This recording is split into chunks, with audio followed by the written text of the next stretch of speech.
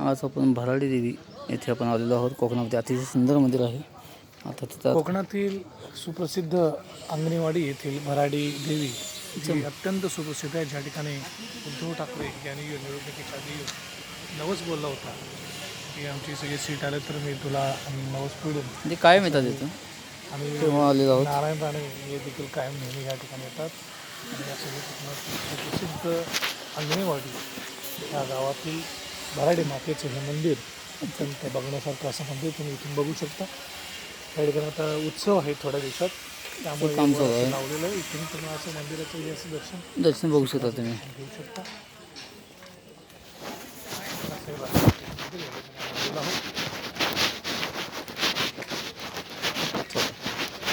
चला.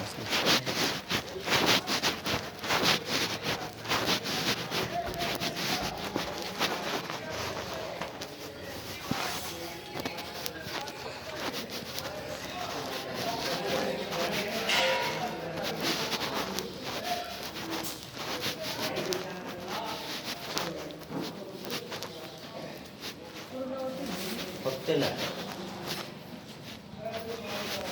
तुमची जत्रेपर्यंत बनते, देव दिवाळीपासून जत्रेपर्यंत मोठी बनते वार्षिक लक्षात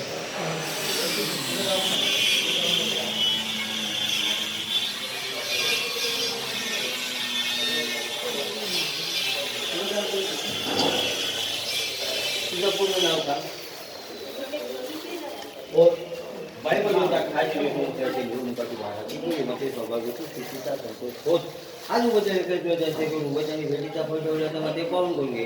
लेकरांची जी काही इच्छा आहे ती परिपूर्ण करून उद्योग होता नोकरी त्यांच्याच मग ते लेकरांपासून यश घे.